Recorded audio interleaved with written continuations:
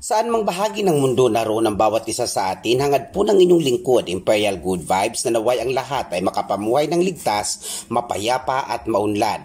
Mga ka-IGV, ngayon naman po ay akibabahagi sa inyo ang pangkalahatang prediksyong pangpag-ibig o love life para sa mga taong nahahanay under the birth year sign of Ox ngayong 2025, Year of the Wooden Snake. Paunawa, ang akin pong ibabahagi sa inyo ay mula sa aking sariling kasanayan at kaalaman gamit ang pamantayan ng sinaunang lihim na karunungan at kaalaman ng mga sinaunang Asyano.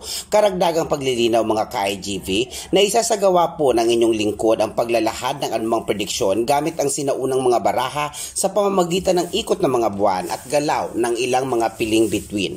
Bilang panimula, kung kayo po ay sinilang sa mga taong 1913, 1925, 1937, 1949, 1961, 1973, 1985, 1997 at 2009, kayo po ay nahanay under the birth year sign of Ox.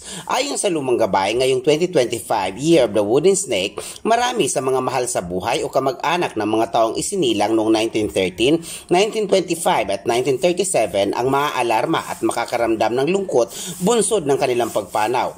Marami sa mga taong isinilang mula sa mga taong nabanggit ay kapalarang pumanaw ngayong taon, bunga marahil ng kanilang gulang at ilang iniindang karamdaman. Para naman po sa mga taong isinilang noong 1949 at 1961, ang gabay ay naglalahad ng magandang kapalaran na maaari nilang pagdaanan ngayong taon sa anumang aspeto ng buhay, sapagkat banaag sa aura ng kanilang mga baraha na sila ay masisiyahan sa resulta ng kanilang mga pinagpaguran, na nagsasabing kanilang dadamhin ang wagas na pag-ibig mula sa tapat at masuyo nilang iniibig. Subalit binabalaan ng mga taong isinilang noong 1973 na mag-ingat, sapagkat ayon sa baraha ngayong taon, marami sa inyo ay dadanas ng pagkawasak o pagkabigo bunsod ng pangangaliwa ng inyong minamahal na maaring magdulot ng hiwalayan at pagkakawatak-watak. Habang ang mga taong isinilang noong 1985, 1997 at 2009 ay malugod na ipinapaabot ng langit ang magandang mensahe ng mga baraha, sapagkat ayon sa mga baraha, marami sa kanilang isinilang sa mga taong nabanggit ay mamumuhay na mapayapa at puno ng pagmamahal, lulan ng mga makabuluhang sorpresa na ipagkakaloob sa kanila ng kanilang minamahal o iniibig.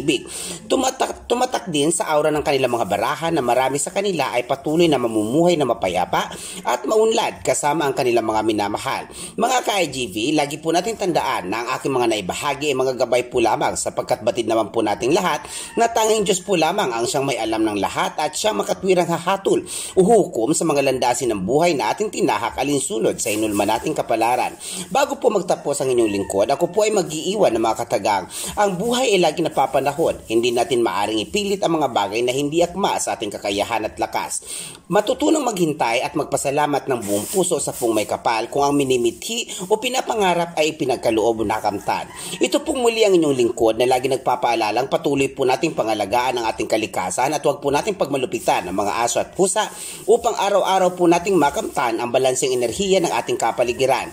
Lagi po tayo mag-iingat. Mahal ko po kayo. Maraming salamat po.